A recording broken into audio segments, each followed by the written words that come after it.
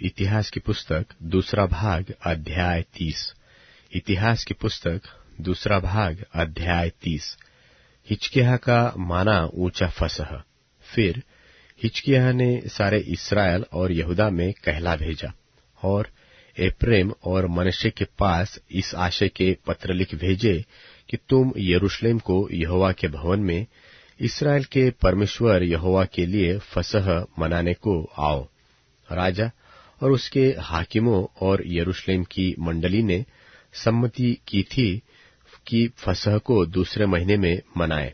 वे उसे उस समय तक इस कारण न मना सकते थे क्योंकि थोड़े ही याजकों ने अपने अपने को पवित्र किया था और प्रजा के लोग यरूशलेम में इकट्ठे न हुए थे। और यह बात राजा और सारी मंडली को अच्छी लगी।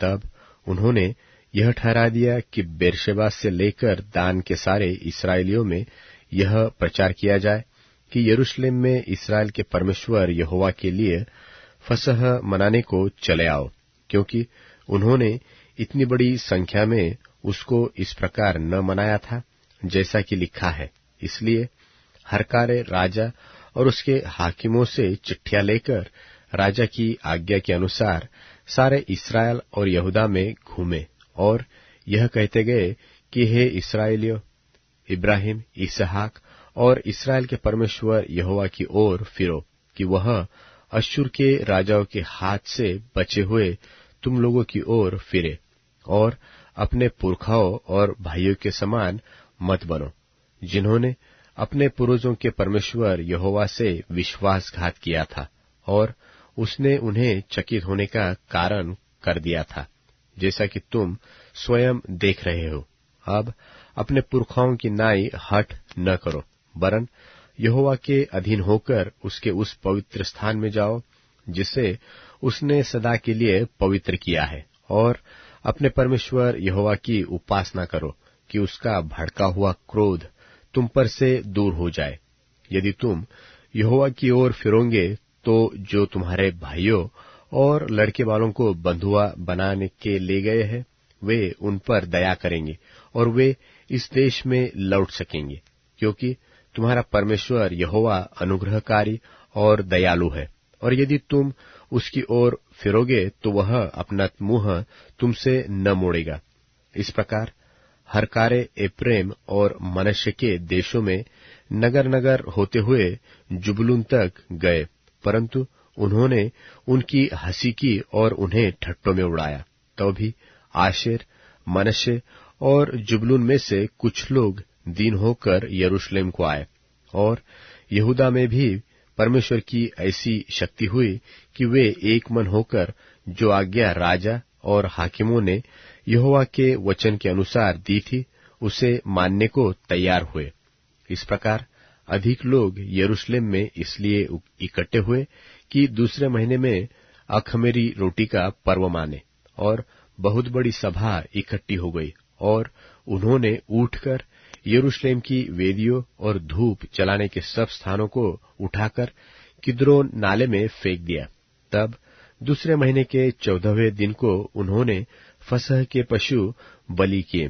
तब याजक और लेवीय लज्जित हुए और अपने को पवित्र करके होम बलियों को यहोवा के भवन में ले आए, और वे अपने नियम के अनुसार अर्थात परमेश्वर के जन मूसा की व्यवस्था के अनुसार अपने अपने स्थान पर खड़े हुए, और याजकों ने रक्त को लेवियों के हाथ से लेकर छिड़क दिया, क्योंकि सभा में बहुतेरे ऐसे थे जिन्होंने अपने को पवित्र न किया था। इसलिए अब अशुद्ध लोगों के फसह के पशुओं को बलि करने का अधिकार लेवियों को दिया गया कि उनको यहोवा के लिए पवित्र करे। बहुत से लोगों ने अर्थात एप्रैम, मनश्शे, इस्साकार और जुबलून में से बहुतों ने अपने को शुद्ध नहीं किया था, तो भी वे फसह के पशु का मांस लिखी हुई विधि के विरुद्ध खाते थे, क्योंकि हिजकिय्याह ने उनके लिए यह प्रार्थना की थी कि यहोवा जो भला है वह उन सबों के पाप ढांप दे जो परमेश्वर की अर्थात अपने पूर्वजों के परमेश्वर यहोवा की खोज में मन लगाए हुए हैं, चाहे वे पवित्र स्थान की विधि के अनुसार शुद्ध न भी हो। और यहोवा ने हिजकिय्याह की यह प्रार्थना सुनकर लोगों को चंगा किया, और जो इस्राएली यरूशलेम में उपस्थित थे वे 7 दिन तक अखमीरी रोटी का पर्व बड़े आनंद से मनाते रहे, और प्रतिदिन लेवीय और याजक ऊंचे शब्द के बाजे यहोवा के लिए बजाकर यहोवा की स्तुति करते रहे। और जितने लेवीय यहोवा का भजन बुद्धिमानी के साथ करते थे, उनको हिजकिय्याह ने शांति के वचन कहे। इस प्रकार वे मेलबलि चढ़ाकर और अपने पूर्वजों के परमेश्वर यहोवा के सन्मुख पापांगीकार करते रहे, और उस नियत पर्व के 7 दिन तक खाते रहे। तब सारी सभा ने सम्मति की कि हम और 7 दिन पर्व मानेंगे। सो उन्होंने और 7 दिन आनंद से पर्व मनाया, क्योंकि यहूदा के राजा हिजकिय्याह ने सभा को 1000 बछड़े और 7000 भेड़ बकरियां दे दी, और हाकिमों ने सभा को 1000 बछड़े और 10,000 भेड़ बकरियां दी, और बहुत से याजकों ने अपने को पवित्र किया। तब याजकों और लेवियों समेत यहूदा की सारी सभा और इस्राएल से आए हुओं की सभा और इस्राएल के देश से आए हुए और यहूदा में रहने वाले परदेशी, इन सबों ने आनंद किया। सो यरूशलेम में बड़ा आनंद हुआ, क्योंकि दाऊद के पुत्र इस्राएल के राजा सुलेमान के दिनों से ऐसी बात यरूशलेम में न हुई थी। अंत में लेवीय याजकों ने खड़े होकर प्रजा को आशीर्वाद दिया, और उनकी सुनी गई, और उनकी प्रार्थना उनके पवित्र धाम तक अर्थात स्वर्ग तक पहुंची।